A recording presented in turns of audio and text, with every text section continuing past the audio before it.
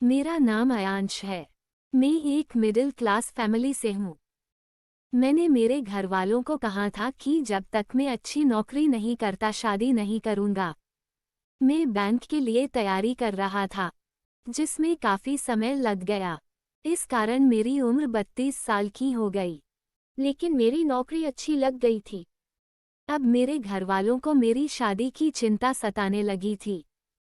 उन्होंने कई जगह मेरे रिश्ते की बात चलाई लेकिन कुछ बात नहीं बनी। हर जगह कुछ ना कुछ समस्या हो जाती थी। इन्हीं सब बातों में 1 साल और बीत गया। मेरे मम्मी और पिताजी को अब ज्यादा टेंशन होने लगी थी। वो सुबह शाम बस मेरी शादी की ही फिक्र किया करते थे। लेकिन फिर एक दिन उनकी कोशिश रंग लाई। काफी दिनों तक ढूंढने के बाद एक रिश्ता आया था जो घरवालों को जमा था। वो लोग गांव के थे और हमसे गरीब थे। घरवालों ने मुझे उस लड़की की तस्वीर दिखाई। लड़की अच्छी थी। मैं कहीं और शहर में नौकरी करता था। मम्मी और पापा ने लड़की को उसके घर जाकर देखा था। मुझे भी कहा था लेकिन मैं आ नहीं पाया। मम्मी को लड़की पसंद आ गई थी। मम्मी ने कहा कि अब बस शादी जल्दी से करना है। शादी का ऐसा योग बन रहा था कि या तो शादी 15 दिन हो या फिर 2 साल बाद, लेकिन अब शादी को टाला नहीं जा सकता था। इसलिए शादी 15 दिन में होना ही तय हो गया था। इतने कम समय में अब मेरा लड़की देखना जाना हो नहीं सका। इसलिए मैं अब शादी के लिए ही छुट्टियां लेकर आ गया। मैं शादी के 5 दिन पहले ही आ गया। शादी की तैयारियां चल रही थी। बहुत जल्द में सब तैयारियां पूरी करनी पड़ी और फिर शादी का समय आ गया। शादी वाले दिन हम लोग बारात लेकर लड़की वालों के यहाँ पहुँच गए। वहाँ सबकी चेहरे देख मुझे कुछ अजीब सा लगा। मुझे एक छोटे कमरे में ठहराया गया। मैंने पापा से पूछा, पापा यहाँ सब ठीक है ना? पापा ने बोला सब ठीक है ना। शादी गांव की थी। फेरों के समय भी लड़की ने अपना मुंह घूंघट से ढका हुआ था। शादी के बाद विदाई होकर हम सब लोग अपने घर आ गए। घर आने पर मेरी सुहागरात के पहले ही मेरी मम्मी और पापा मुझे अकेले में ले जाकर कुछ ऐसा बताते हैं जो मैंने पहले नहीं सुना। वो बोले कि हमारे घर में एक रिवाज और प्रथा है कि शादी होने के 15 दिनों तक दूल्हा अपनी दुल्हन का मुंह नहीं देखता। मैंने बोला यह क्या? आज से पहले तो अपने इसके बारे में मुझे पहले नहीं बताया। वो बोले कि पहले नहीं बता सकते थे क्योंकि पहले बताना अशुभ होता, इसलिए यह शादी के बाद ही बताया जाता है। मुझे समझ नहीं आ रहा था कि यह बात एकदम से कैसे आ गई। लेकिन फिर मम्मी पापा के ज़्यादा जोर देने के बाद मुझे मानना ही पड़ा। पिताजी ने मुझे एक काला कपड़ा भी दिया। कहा कि इसे बांध कर ही कमरे में जाना, गलती से इसे खोलना नहीं। मेरे मन में कई तरह के सवाल और विचार आ रहे थे लेकिन मुझे उनकी बात माननी ही पड़ी, क्योंकि वो जिस तरह से मुझे समझा रहे थे मुझे उनकी आंखों में थोड़ा डर भी लगा, इसलिए मैंने उनकी बात मान ली। मैं काला कपड़ा लेकर अपने कमरे में गया, दरवाजा बंद किया और मेरी पत्नी सेज पर मुंह ढाके पहले ही बैठी थी। मैंने अभी काला कपड़ा अपनी आंख पर नहीं बांधा था। मैं उसके पास गया तो सबसे पहले जो उसने कहा वो था, आपको मम्मी पापा ने सब समझा दिया है ना? मैंने पूछा उन्होंने तुम्हें भी कहा है? वो बोली हाँ मुझे भी उन्होंने कहा है और हमें उसका पालन करना होगा। आपको सिर्फ मेरा मुंह नहीं देखना है 15 दिनों तक। मेरी पत्नी मेरे सामने थी लेकिन मैं उसका मुंह नहीं देख सकता था। मैंने अपना काला कपड़ा उसे दिया और उसकी ओर पीठ करके बैठ गया। उसने कपड़ा मेरी आंखों में जोर से बांध दिया। कपड़ा बांधने के बाद मैंने उसको हाथों को अपने हाथ में लिया। बहुत ही कोमल थे।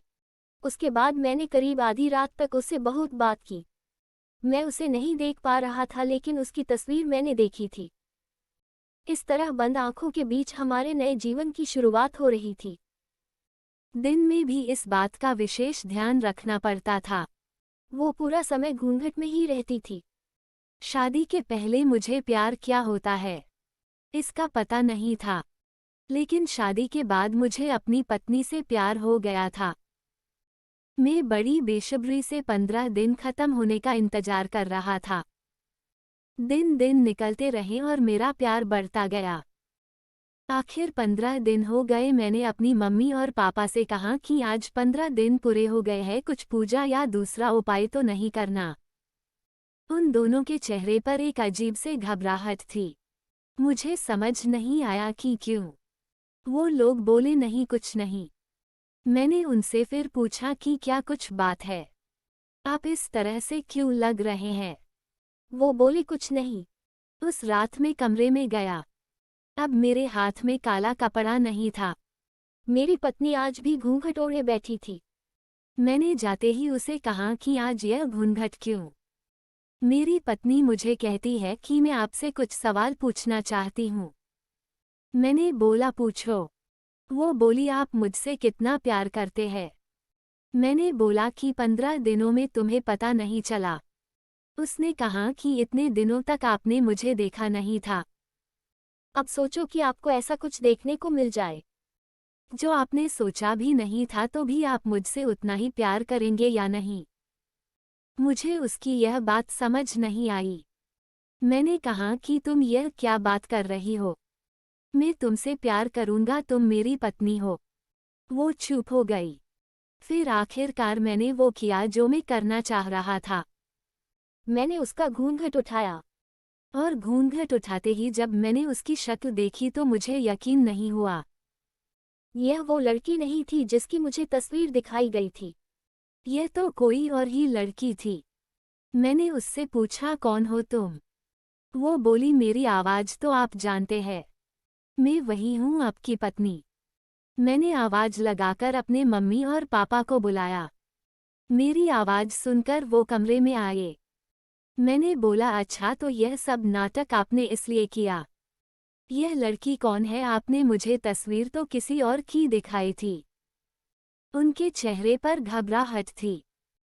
मेरी माँ बोली बेटा, हम इसी बात से डर रहे थे, बड़ी मुश्किलों से हमने तेरे लिए रिश्ता ढूंढा था। वो लड़की इसकी बड़ी बहन थी। शादी के 2 दिन पहले वो घर से चली गई। वो तुझसे शादी नहीं करना चाहती थी। यह लोग फिर शादी से मना करने लगे, लेकिन हमने इसके पिता पर दबाव डाला था, धमकाया था, पहचान बताए, तो उन्होंने दबाव में उसकी 2 साल छोटी बहन से तेरी शादी करवा दी। हम तुझे बताते तो तू हमें ऐसा नहीं करने देता। सच जानकर तू कभी शादी नहीं करता, इसलिए तुझसे छिपाया। तुम दोनों सही मायने में पति पत्नी बन जाओ, इसलिए 15 दिन वाला नाटक किया ताकि बाद में तू इसे छोड़ नहीं सके। उनकी बात सुनकर मुझे यकीन नहीं हुआ। मैंने कहा कि आपने अपने बेटे की शादी के लिए किसी को धमकाया। आपने मुझे भी झूठ बोला, आपको शर्म नहीं आई?